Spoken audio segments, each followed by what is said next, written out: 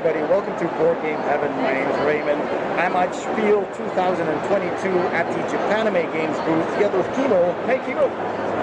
Hi. Thank you so much for having me here. You've got a lot of cool games that you brought here to Germany, to the Spiel, and you've got Momiji right now in front of you on the table. What can you tell us about that? So Momiji is a set collection game where Momiji in Japanese means leaf peeping. It's very popular in Japan to go search for the most beautiful leaves. So the goal of the game is to collect as many leaves as you can in as many different colors. That's the simple part. I will talk about the mechanics if you like. Sure. So basically I'm going to start with a hand of 6 cards. Oh, I already have my hand. And I have to start with a 0 card. I can stack as many 0s, as many 1s, 2s, and 3s, the maximum I can. However, once I hit the number 3, I have to close my stack. There is actually quite a bit of strategy because there are only so many 0s, 1s, 2s, and 3s. If I know that you're trying to complete a set, I can take the 3 that I know that you need so that you can't complete it. So in each turn I have 3 choices. I can take a card to my hand, I can put cards in front of me, so you'll see I have 0, 0 in this color. I have to do it in order. I cannot put a 2 there, I have to wait for a 1 or another 0. And so in my turn I could put these down and I could put this down because they're 0s, but these don't have 0s, so I can't do that. That's my turn. The next person does that. The other thing I can do on my turn is to buy one of these cards. These are bets at the end of the game. So if I think I'm going to have the most purple leaves, I am going to buy this because I'll get an extra 10 points. If I think you're going to have the most purple leaves, I can also buy it because it keeps you from getting that 10 points. So it's not a mean game at all, but there is some interesting strategy, but it is a very approachable game. The money of the game is acorns, of course, and I can use those acorns to reset the board if I don't like it, and I can also use it to do special effects. So in the beginning, you always have a set group of special effects cards that you can only use once per game. So for instance, I can actually change the location of these, and that's important because these acorns give me bonus points. If I can set 2 cards down that each have an acorn, I get 2 points. If I set them down this way, I get nothing. So what this would allow me to do is move the location so that I can get more points. This will let me skip a number. So if I want to go to 0 to 2 or 1 to 3, I can do that. But this is once per game, and I use my token to spend that. That's the general gist of it, and it plays until the cards are empty. So you pick cards from the middle of the table. And then right, so I would take this, and we clear this. If you want a new sort, you have to pay money for that. When it's empty, it refills. So you have to either work with what you got or spend money to get something different. That sounds really like a lot of fun. I really love the artwork. It's absolutely gorgeous. Right. And we've sold out here at Spiel, if that gives you an indication of how popular. We've actually sold out at Gen Con and at PAX Prime. So it is a very fun game. Okay, well thank you, Kimo, for your explanation. Of course. And best of luck at the rest of Spiel. Yes, we'd love for you to come by and check it out. All right, thank you so much. Thanks. Bye-bye. All right, so we've moved to another table with Eric. Hey, Eric. Hello. Eric, what can you tell us about this game, Kamigami Battles? Well, Kamigami Battles is one of our most popular games. There's actually 9 different expansions for the game out now. Wow. We've got 6 of them right here. Well, this is the base game and 4 of the expansions, so 5 of them actually. The 3 newest ones did not make it here in time. They're actually probably going to be in Germany next week, unfortunately. But they are available in the US right now. So this game is about mythology. It's about battling as different gods from different cultures and mythology. This base game right here is about Babylonian and Egyptian gods. The other base game is Norse and Greek gods.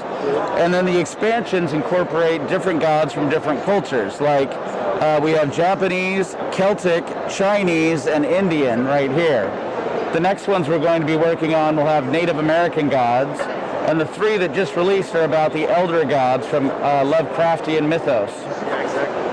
So kind of a different twist on it, but brought a lot of more attention to the game too. So with this game, it's our own game design. Most of our games come from Japan, but this is our own game design using all Japanese artists. It is a deck building card game.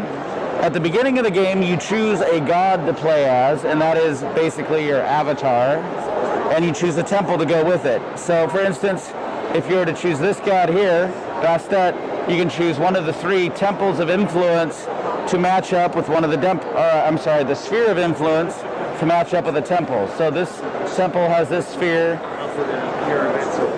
that goes with that god. So depending on the matchup that you do, you have different abilities every time you play the game. And that's got kind of an asymmetric aspect to it. But also, everybody starts with the same 10 cards, like most deck builders. You have, in this game, 8 Magi and 2 Temple Guardian. The Magi give you what is called faith points, which is the currency of the game.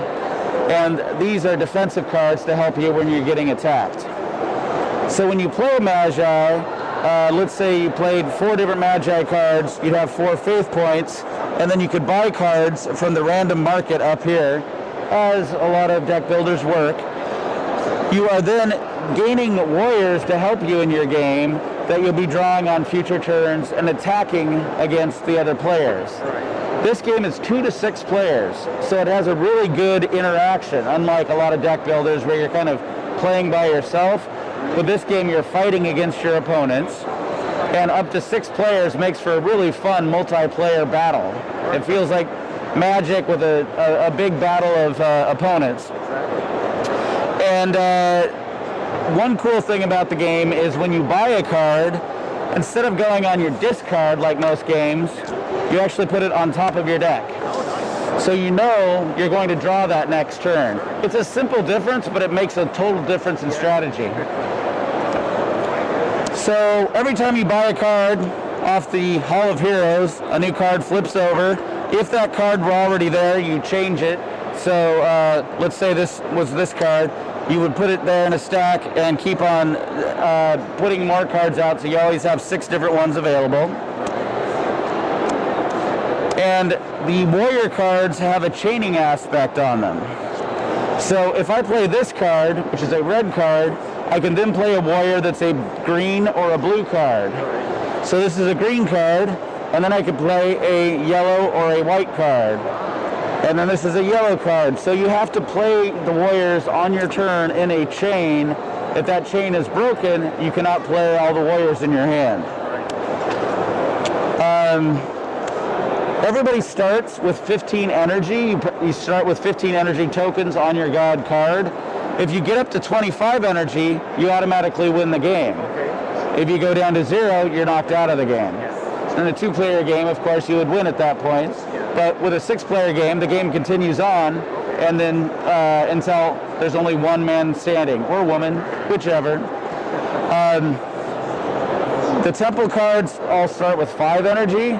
Most of the temples have abilities to take energy off them and do different abilities. If the temple goes to 0 energy, you flip it over, and it's crumbled, and it's out of the game. Not that you're out of the game. If your god still has energy, you keep fighting, you keep playing. So you play with everything in the box when you get one of the starter boxes. But if you buy an expansion pack, you can swap out certain cards with others. So you can be playing gods from different mythologies, Japanese and Celtic gods playing at the same time. Totally changes the game when you change that up. That's the basics of the game. This game's been out for about 4 years now, and we have our next expansions coming out. I can't remember if I mentioned, they're going to be Native American, so they're going to be doing Mayan, Aztec, Incan. We're also talking about doing an African expansion with African mythology, and we've got a lot of different ideas down the road too. Okay, yeah. And so all these factions, since they're asymmetrical, have different kind of strategies as well? Oh yeah. Between all the different sets, we have about 50 different gods available now. We also have many promo cards that we've made available. Sometimes we send them out to our fans through Patreon. We've got a Japanime Patreon, or their convention specials. But there's tons of different gods to play with. In fact, this is one of our promos here that we're giving out. Would you like one? Absolutely. Well, there you go. That's Lakothia. One of our... The art. It's absolutely stunning. So I understand all the art is done by Japanese artists? That's correct. Yeah, lovely. Absolutely lovely. All right, Eric, thank you so much for your time and your overview of the game.